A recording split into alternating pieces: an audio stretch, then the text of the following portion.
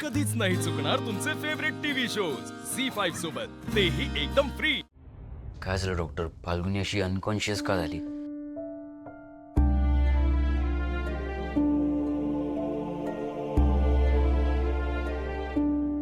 प्रेग्नन्सीमुळे असा विकनेस येतोय का खूप? हो, आणि हे सगळं वरचेवर होतंय. त्यांनी काही बाहेरचं खाल्लं होतं का? नाही, तेवढी काळजी आम्ही घेतो. बाहेरचं काहीच देत नाही तिला. हो, आम्ही घरातलंच पौष्टिक पदार्थ खायला देतो आम्ही. पण हे मळमळणं, चक्कर येणं असं सारखं होतंय. हो ना तेजस? हो, म्हणजे एकदा दोनदा झालं असतं तर ठीक आहे, पण बऱ्याचदा होतंय. हो, म्हणजे आम्ही समजू शकतो की प्रेग्नन्सीमध्ये हे सगळंच होतं. पण आज बघा ना, बेशुद्धच पडली ती.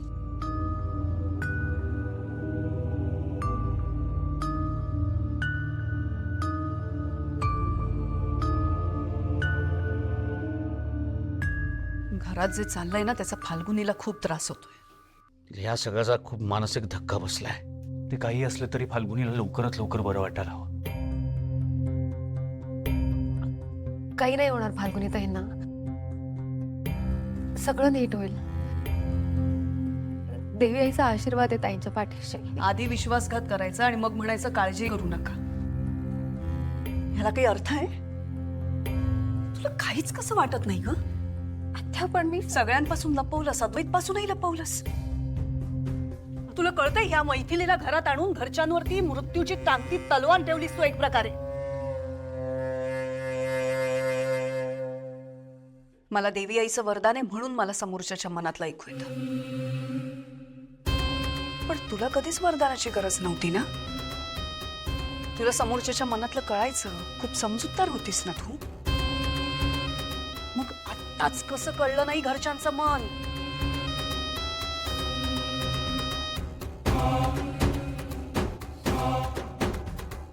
या मैथिलीला घरात आणून तू खूप मोठी चूक केलीस.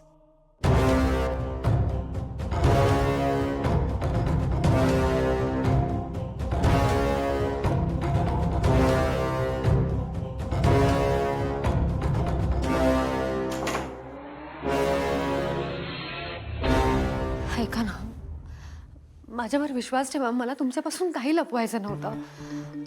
मला विश्वासघात करायचा नव्हता तुमचा. नेत्रा, तू जे काही केलंस ना त्याचं आम्ही कोणीही समर्थन करणार नाही आहोत. बाबा, मी काय म्हणते ते एकदा ऐकून तरी घ्या. आणखीन काय ऐकून घ्यायचंय? अजून काय लपवलंस तू? सगळं सांगून टाक, सगळं सांगून टाक आजच. त्या एका बाईसाठी तू घरच्या सगळ्यांना दुखावलंस. तू घरच्यांना विश्वासात घ्यायला हवं होतंस. तुला माहितीये ना फाल्गुनीला किती धक्का बसला या सगळ्याचा. जर फाल्गुनीवर किंवा फाल्गुनीच्या बाळावर ह्या सगळ्याचा वाईट परिणाम झाला तर त्याला जबाबदार कोण आहे सांग बरं.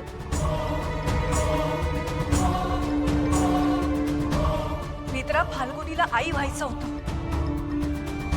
मागच्या वेळेस तिच्या बाबतीत जे काही घडलं त्यातून बाहेर पडायला तिला किती वेळ लागला.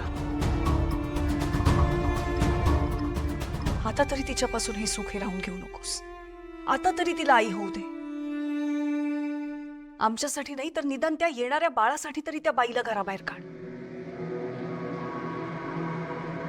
आणि जर फाल्गुनीला किंवा फाल्गुनीच्या बाळाला काही झालं तर आम्ही तुला कधीही माफ करणार नाही. काय बोलताय तुम्ही?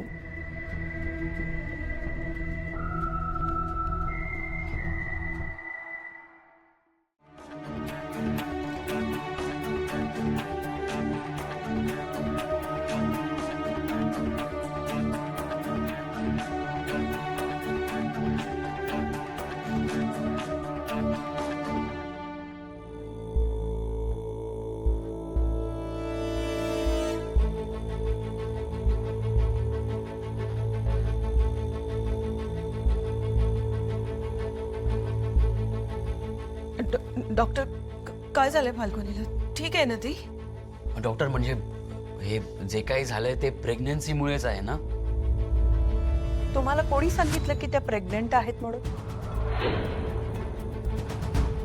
तुम्ही कुठल्या गायनॅककडे कन्सल्ट केलं होतं का? मग घरीच प्रेग्नन्सी टेस्ट केली होती का?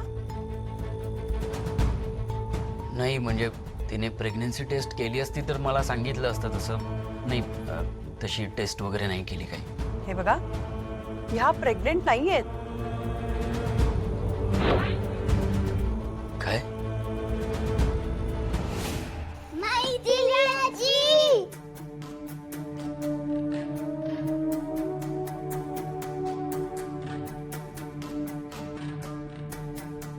ईशा, रीमा, इकडे या.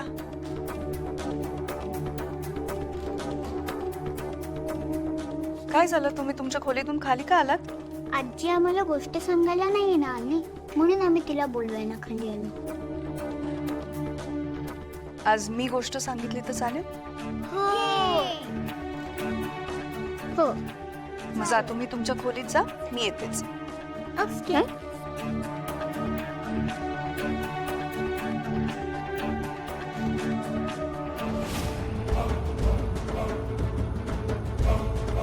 अहो असं कसं होईल? म्हणजे सगळं तर तसंच होतंय ना. तिला चक्कर येते, मळमळते, उलट्या होत आहेत. हे बघा, लक्षणं जरी ती असली सगळी तरी सुद्धा त्या प्रेग्नेंट नाहीयेत.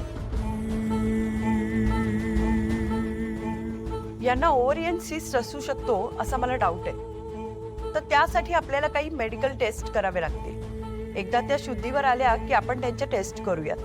पण त्या प्रेग्नेंट नाहीयेत. पण असं कसं होईल? ती प्रेग्नेंट आहे डॉक्टर. हे बघा, मी समजू शकते, पण खरंच त्या प्रेग्नेंट नाहीयेत. हवं तर तुम्ही दुसऱ्या कुठल्या डॉक्टरशी कन्सल्ट करू शकता.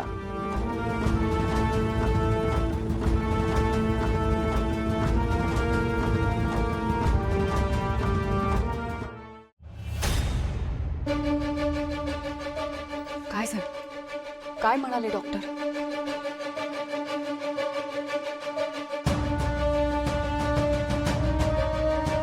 काकू सांगा ना, काय म्हणाला डॉक्टर? देव दरवेळी चेष्टा करतो फाल्गुनीची. केतकी, काय झालं नीट सांगशील का? आपला गैरसमज झाला. केतकी, पुन्हा विचारतो, नीट सांग, कसला गैरसमज? फाल्गुनी प्रेग्नेंट नाहीये.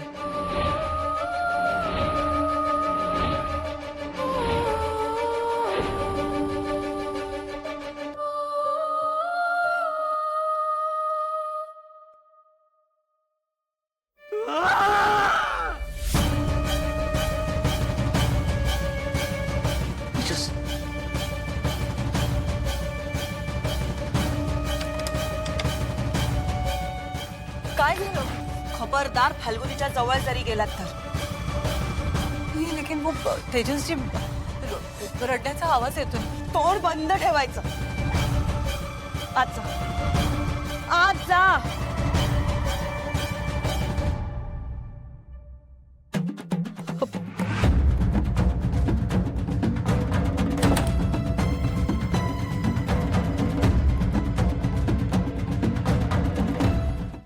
झी5 ॲप डाउनलोड करा आणि पहा सर्व एपिसोड्स एकदम फ्री.